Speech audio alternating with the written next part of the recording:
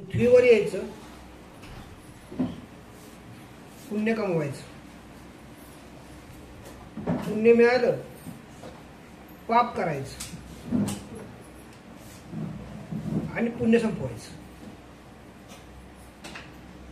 परत पृथ्वीवर यायचं, परत पुण्य करायचं, कमवायचं, थोडं साठवायचं, थोडं पाप करायचं, परत मारायचं. परत पृथ्वीवर यायचं, परत पुण्य कमवायचं, परत पाप जरा कमी करायचं. असं पुण्य वाढत वाढत वाढत जेव्हा जाईल तेव्हा साधक अवस्था धारण होते. काय कळालं का? एका जन्मात तुम्ही पृथ्वीवर आला, तुमची बॉडी लँग्वेज जी आहे बघा. आता काही लोकांना साधना केली की झोप येते, काही लोकांना साधना केली की फिरल्यासारखं होतं, आणि काही लोकांना साधना केली की फ्रेश वाटतं. त्यांना फिरल्यासारखं होतं, झोप येते. त्यांची जी बॉडी आहे ती साधनेला ऍक्टिव्ह नाही आहे, निगेटिव्ह फोर्स जास्त आला.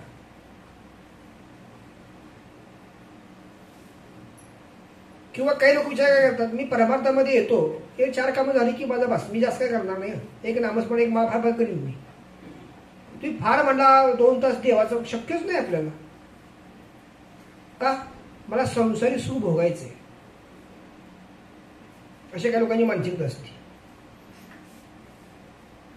गुरुचं पटतं, देव आवडतो, पण फार नको.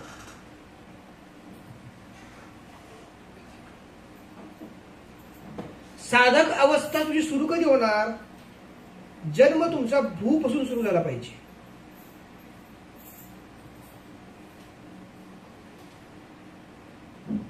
जोपर्यंत तुम्ही भू या जन्मात येत नाही तोपर्यंत तुम्ही कारणे दाखवा नोटीस सांगत राहणार.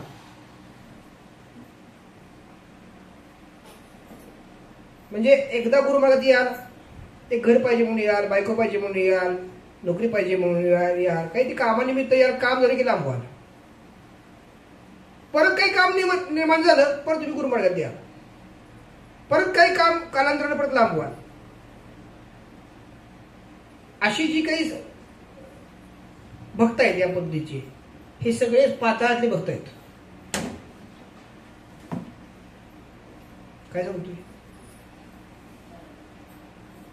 तुम्ही एखाद्या विषयाप्रित्यर्थ जेव्हा गुरुमार्गी होता आणि तो तुमचा विषय गुरूंच्या कृपेनं निवारण केला जातो आणि तुम्ही परत लांब होता,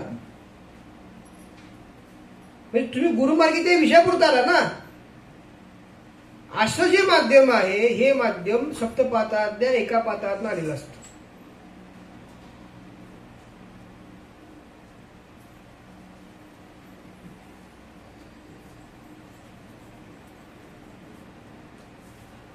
कारण साधना कर हे सांगणं, साधना करणं रेग्युलर अवघड गोष्ट आहे हो. असं का करताय? रोज साधना करणं अवघड आहे, रोज पूजा करणं अवघड आहे. तुम्ही ज्या आज खाली जे मूळ पीठ आपलं चावडी पीठ आहे तिथली पूजा मी 12 वर्ष अखंडित केली, एकही दुसरा माझा नव्हता. तुम्हाला आठवड्यात एक दिवस शेवा पिळते का बघा बरं ती?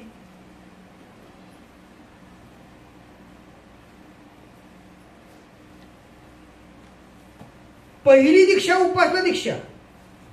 उपासना दीक्षेचा अर्थ काय? 12 वर्ष सेवा अखंडित. उद्या काकडा विल वागते, अखंडित असावे ऐसे वाटते पायी, सांडोनी संकोई ठाव थोडासा दे. अखंडित सेवा झाली पाहिजे. आम्हाला पायी ठेव, आम्हाला पायी ठेव म्हणजे काय? ठीक आहे, पायी ठेव, पायावर ठेवायचं नाही तुम्हाला, पायी बनायचंय, आपल्या सेवेकरी बनायचंय.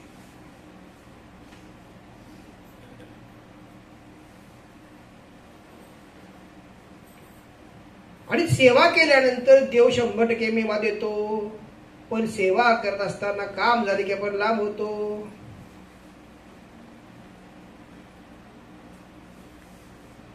आणि प्रत्येकाचे विचार बघा तुम्ही, प्रत्येकाच्या मनात असतो, माझे काम झाले तर मी जरा आता बस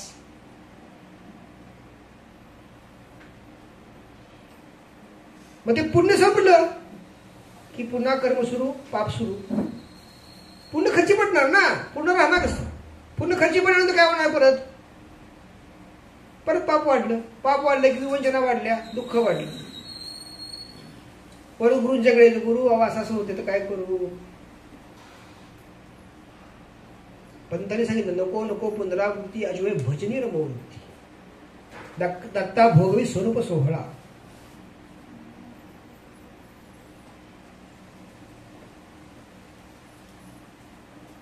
उपासना सोडायची नाही, दृढ चालवावे. काय सांगतोय? जर त्या उपासनेनं मला माझं इप्सित पूर्ण होते, मला सुख लागते, मला शांती लागते, मला समाधान लागते, माझं काम होते, तर ती का सोडायची? असा प्रश्न स्वतःला विचारायचा उलटा.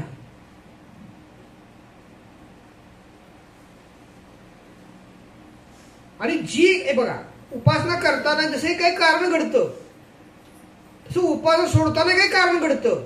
कुटुंबातली एखादी व्यक्ती म्हणते किती करतोयस? झालं की तुझं काम झालं, घर झालं, पोर झालं, सगळं झालं, माझं झालं. आता म्हणजे एक कर्म तुम्हाला गुरुच्या पाशी घेऊन येते, एक कर्म गुरुपासून नाम घेऊन निघालं. ती धोक्याची घंटा आहे. तुम्ही जर कामासाठी गुरूंचा वापर करत असाल तर ते पाप आहे.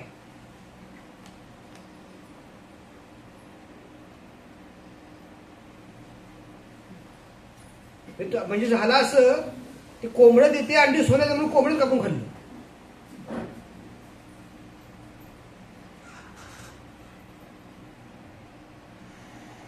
थोडी सेवा करा, थोडी उपासना घ्या, पण ती कशी करा?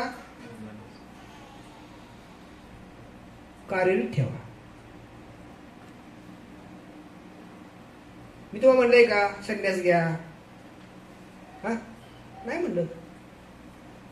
मी जेवढं करतोय तुम्हाला तेवढेच करायला सांगत नाही. मी तुमच्या प्रत्येकाच्या गरजेनुसार तुम्हाला दिले प्रत्येकाला, पण ते अखंडित राहिलं पाहिजे.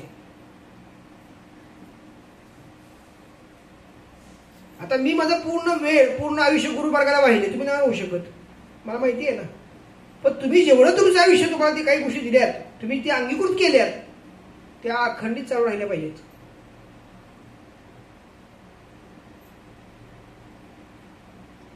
आणि तिथं कुणीतरी अडथळा उद्या आणला तर त्या सांगायचं हा विषय सोडून बोल, परमार्थामध्ये तुला एंट्री नाहीये माझ्या.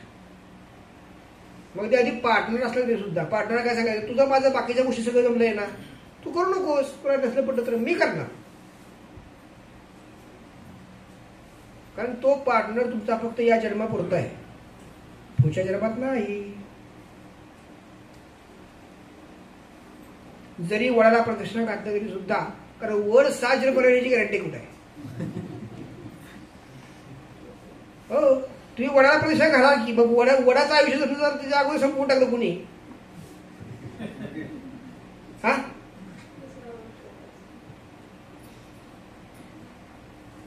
तुम्हाला माहितीये का, तुम्ही लावलेला ज्या वडाच्या झाडाला प्रदक्षिणा घालताय तो वड 7 जन्म तिथंच राहणार आहे म्हणून माहितीये का? आला एखादा कॉर्पोरेशनचा कोण म्हणून उडवून टाकलं, त्यानं झाड काढून टाकलं मुळासकट, जंगल तुटतायत, झाड कशीच आहे?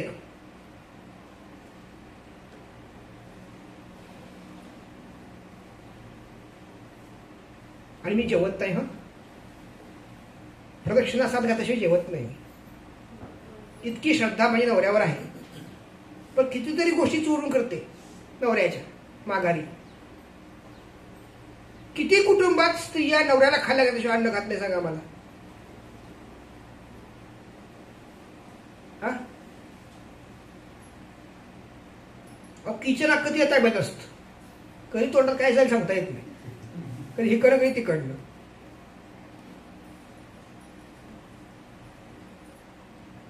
पूर्वीचा काय होता की त्यानं काही खाल्ल्याशिवाय पाणी पिजायला पित नव्हते, आता तो पाणी फक्त मागून पितो. करतेच पाणी देतेस का जरा? हो, आणते तोंडात काही जवळ असतं का.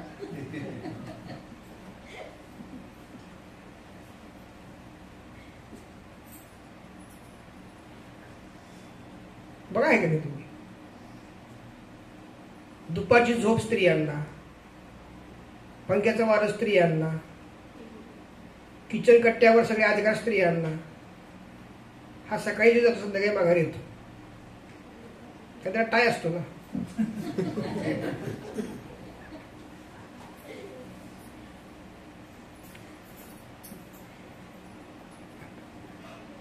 म्हणजे खेडेगावातली आमची पद्धत सांगतो, शहरात थोडे पद्धती बदलले होता.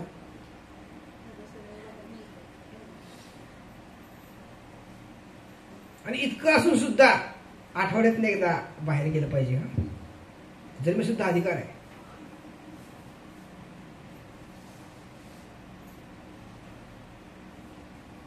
मला अजून कळालं नाही की या नवरात्रांनी 2500 वर्षापूर्वी पीठ आणून हाताने करून खाल्लं. आम्ही स्वतः नाथपंथी म्हणतोय, पण प्रत्येक दिवसाची चव मात्र मला वेगळी लागते.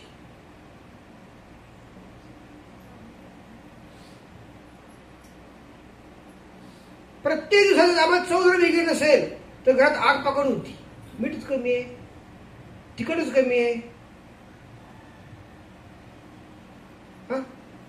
चपातीच खराब झाली आहे, करपली आहे. बायकोचं प्रेम हे अन्नावर डिपेंड आहे. छान अन्न केलं तर बायको छान, अन्नात घाण झाली की बायको घाण. नवं लग्न केल्यानंतर फक्त बायकोचं प्रेम शरीरावर डिपेंड असतं, पण 2-3 वर्षानंतर ते प्रेम अन्नावर जातं. पुन्हा वाक्य कसलं केलंयस, पुन्हा वाक्य येतो 4-5 वर्षानंतर. जी बायको आणल्यानंतर तिचं गोड लागतं, तिचं 5 वर्षानंतर सगळं कडू लागायला लागतं.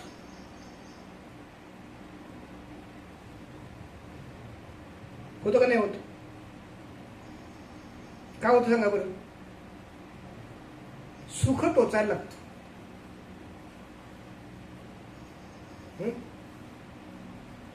खरा प्रपंच बायकाच करतात, पुरुष काय प्रपंच करतायत?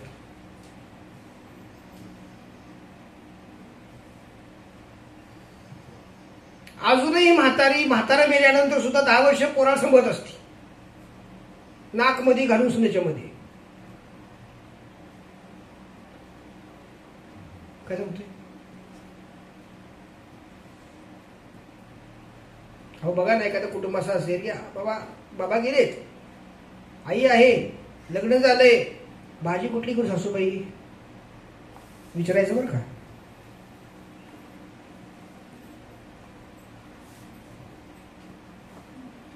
अशा काही पद्धती आहेत का बघा समाजात.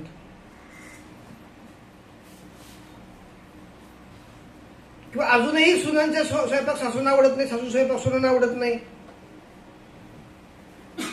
पण दोघांचा देव देवाला कसं चालतो? देव म्हणत नाही मला सगळं चालतं म्हणतो तो. सासूने केलं तरी देवाला आवडतं, सुनेने केलं तरी देवाला आवडतं, पण दोघी देव एकमेकांना आवडत नाही.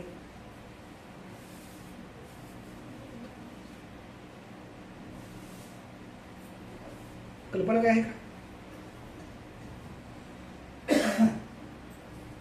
हे सगळे विषय जे आहेत ना, हे सगळे सप्तपादातले सगळे विषय आहेत. काय सांगतोय?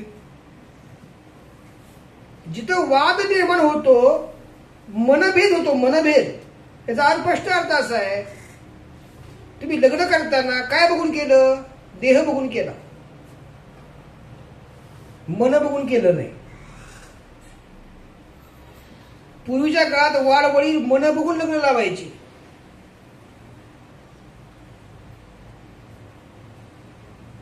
काय सांगतोय?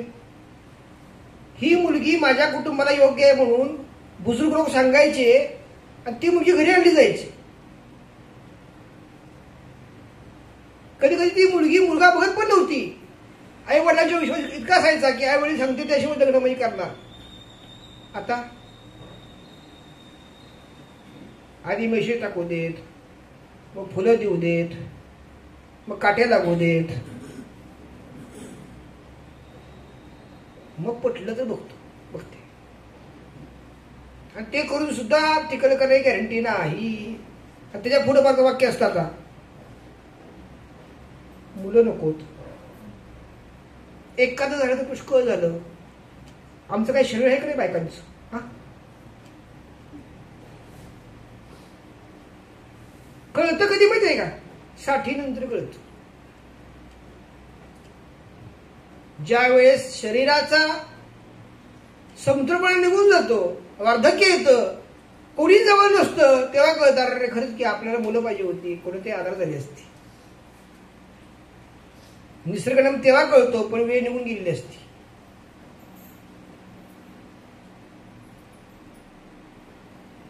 हा सगळा निसर्ग नियम आहे.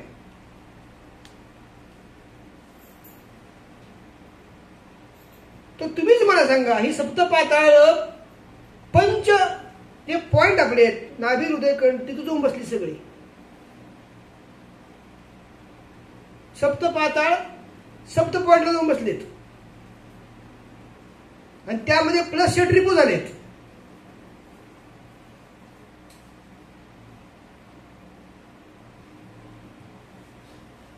म्हणून विकार इतके वाढलेत की समाधान वृत्तीच राहिली नाही.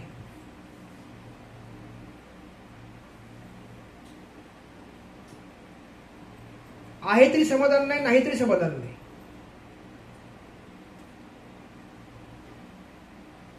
आणि सतत नवीन नवीन काय मिळतंय का बघत राहतो आपण. हाताला काय लागतच नाही.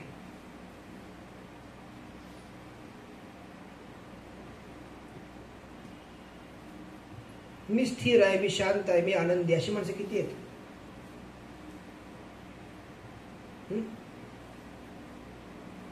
तुम्ही साधना सुद्धा करताना तुमचा उद्देश असतो, माझं पोट भरावं, माझं काम व्हावं, नोकरी मिळावी, छोकरी मिळावी, पैसा मिळावा म्हणून साधना करतोय, परमार्थासाठी नाही.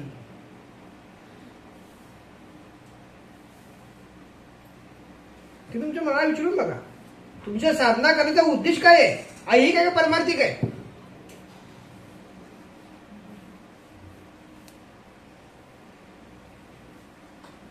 सद्गुरू साईनाथ महाराज माझ्या घरी जेवायला यावेत हा उद्देश नाहीये, तरी काम करावा हा उद्देश आहे.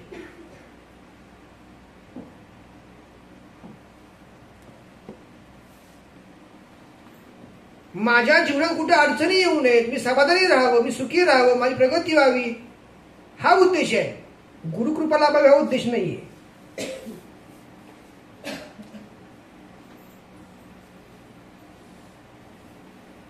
मग तुम्ही जे मागताय तुम्हाला तेच मिळतंय,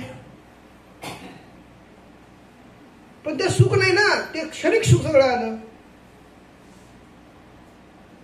तुम्ही मागताना क्षणिक मागताय, निरंतर कुठे मागताय?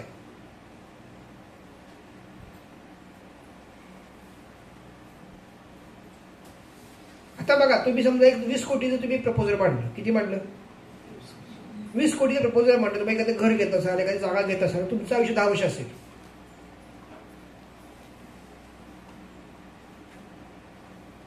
आणि ते फिटायला लागतील 25 वर्ष.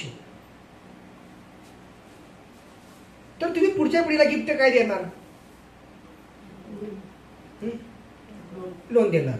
आणि त्या पुढच्या पिढीला ते 20 कोटीचं 10 कोटी जर शिल्लक रोवून राहिलं, ते फेडण्यासाठी त्यांची थोडी कार्यक्षमता नसेल.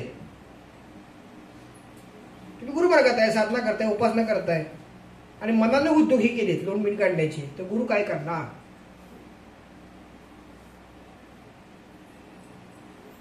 कारण तुम्ही ह्या असल्या गोष्टी करताना गुरुना विचारत नाही. लपडं करताना कोणी विचारायचं नाही, आशीर्वाद द्यायचं, आशीर्वाद द्या. कधी हांतरून बघून पाय पसरलाय? मी 20 कोटी रुपये कर्ज काढतोय, माझं आयुष्य मला माहित नाही, म्हणजे मी अन्याय करणार कोणावर? पुढच्या पिढीवर.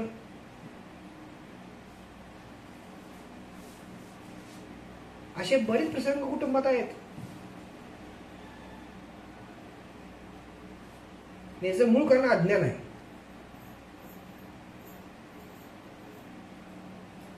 कामकाजाला आल्यानंतर किती विषयांचं विवेचन केलं जातं. तुम्हाला कामकाजाला एखादा विषय सांगितला की हे कर किंवा करू नको, तर तुझं नुकसान तर होणार नाही.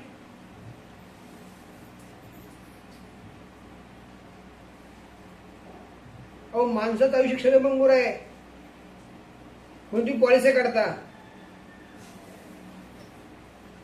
उद्या काय होणार तुम्हाला माहिती आहे का?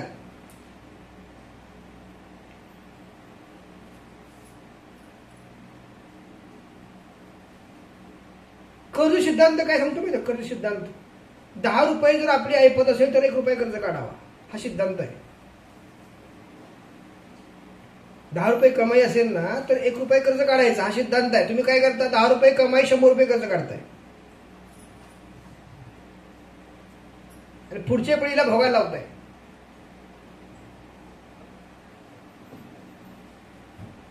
$25,000 पगार असेल तर 25 लाख कर्ज काढून बसताय.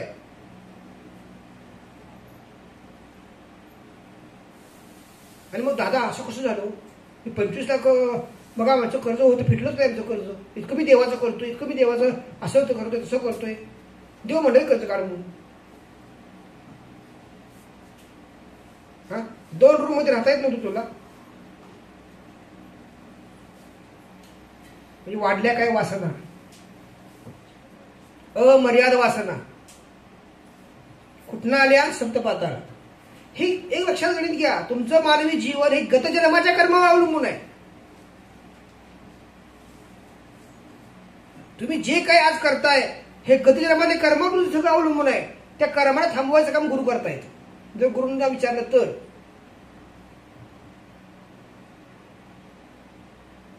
एखादा प्रसंग येईल, इलाज नसताना तुम्ही त्यात गुंतलं जाणार. इलाज नसताना हा तो गतजन्माचा प्रसंग असतो.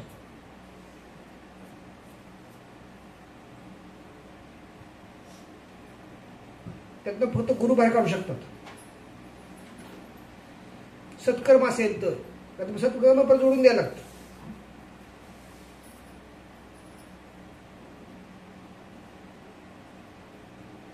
तुम्ही मला सांगा ना, तुमचे आज 5 पॉइंट ऍक्टिव्ह आहेत का? नाभी, हृदय, कंठनाळ, ब्रह्म. तुमचं सगळं पुण्य त्या 5 स्थानात आहे. घ्या उत्तर. तुमच्या सगळ्या कामांची उत्तर त्या 5 स्थानामध्ये आहेत.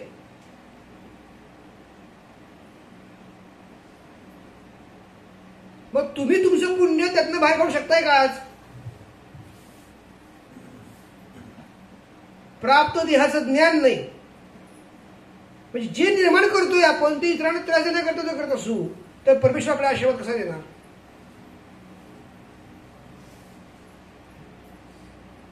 मला अजूनही गणित कळत नाही. एखादी घरातली अशी व्यक्ती असते की तिचे शिक्षण पण कमी झालेलं असतं, पण ती पुढच्या पिढीला लागती 50 लाखाचं घर बांध, 1 कोटीचं घर बांध. फिरतंय कुठं?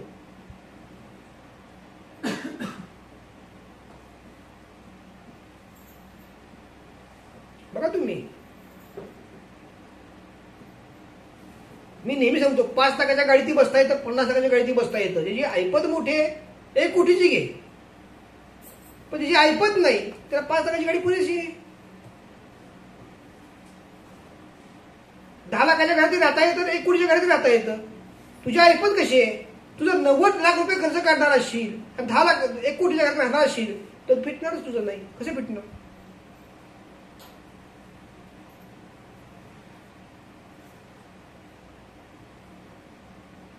दुसरी घटना, भावांच्यासाठी भावानी मोठं म्हणावं म्हणून मोठं घर बांधायचं, आणि जो घर मोठं बांधतो त्याची पोरं उपाशी.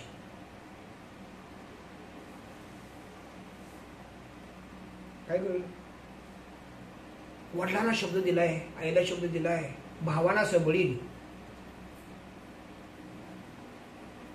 शब्द कोणाला दिला? भावाला समजून शब्द दिला का? भावाच्या बायकोला संभाषी शब्द दिला, भावाच्या पोराला संभाषी शब्द दिला, भावाची प्रॉपर्टी संभाषी शब्द दिला, भावाचा सगळं बक्षीस शब्द दिला. शब्द काय दिला?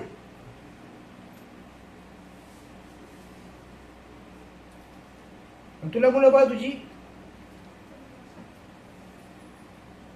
काय काय राजा हरिश्चंद्र असतात. आपली बायका उपाशी काय म्हणणार? भावांच्या मुलांचं भावाचं सगळं झालं पाहिजे. राजा हरिश्चंद्र.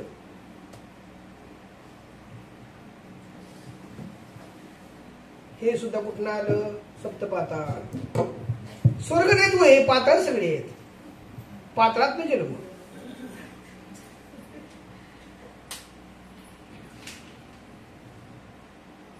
पुढं व्यक्ती आल्या आम्हाला कळतं की हे बाळ कुठून जन्माला आलेलं आहे. युगे 28 विठेवरी गोपा बाळ म्हणायचं. सॅम्पल नाही, सॅम्पल मध्ये राग येतो. बाळ म्हणायचं.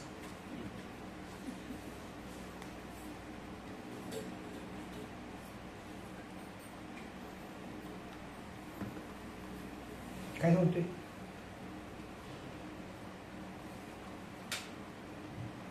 तुम्ही बेलाशक भावाचा बाजू घ्या, भावाची गड घ्या, पण भावाची कर्म घेऊ नका.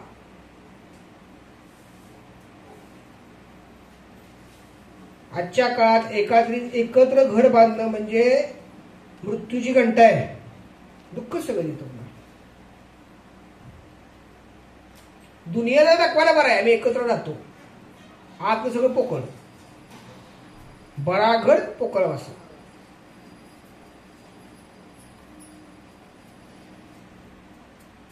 जी आजी आजोबा सांगतात ना की 1 कोटीचं घर बांध, 10 लाखाचं इन्कम आहे आणि 1 कोटीचं घर बांध सांगतात, त्यांना म्हणायचं तुम्ही मला ताळेबंद पत्रक द्या, नफानोडा पत्रक तुमच्या हस्ताक्षरात लिहून. हे फिटणार कसं आधी त्याचा, मग बांधतो घर. भावनिक होऊ नका, व्यवहारिक बना. की पुढच्या 10 वर्षामध्ये हे 1 कोट फिटणार कशाची मला लिहून दे,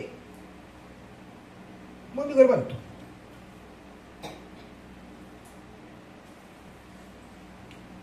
गुरूंच्या पशी आल्यानंतर गुरु सुख देतात आणि मानवी लोकांच्या पशी गेल्यानंतर ते दुःख देतात. आणि मानवी लोकांचं फार आपल्याला आवडतं, कारण ती रक्ताची नाती असतात ना.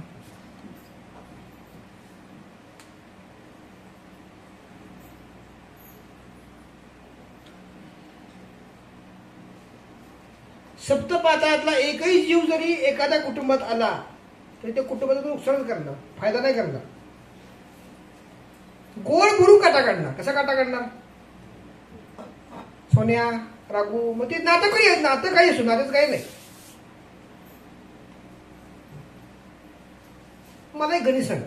चला, 2 मुलं आहेत. आई वडिलांचा लाडका मुलगा कोणता हो? हा, छोटा नाही, जो कमवतो तो. तुम्हाला गणित कळलेलं नाही.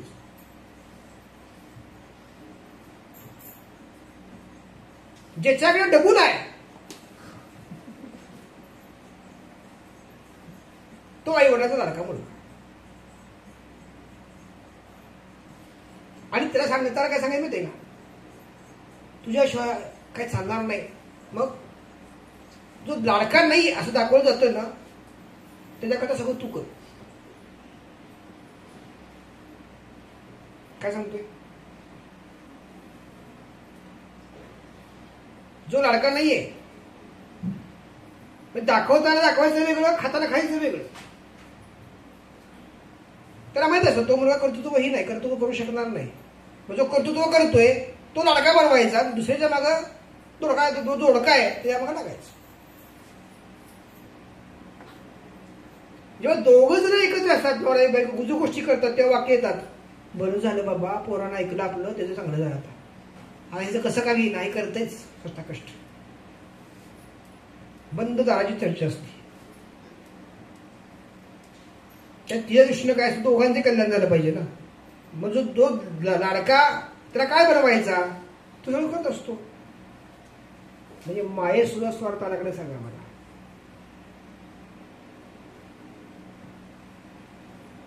आता आम्ही कशी थोडी लबाड माणसं आहे, आम्हाला सगळ्यांची मनच कळतं, काय करायचं.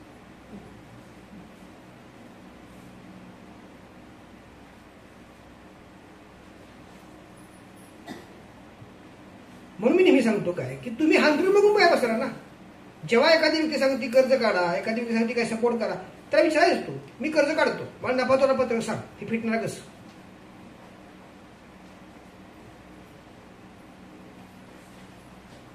₹1 वेळेला भाग असतो, ₹1.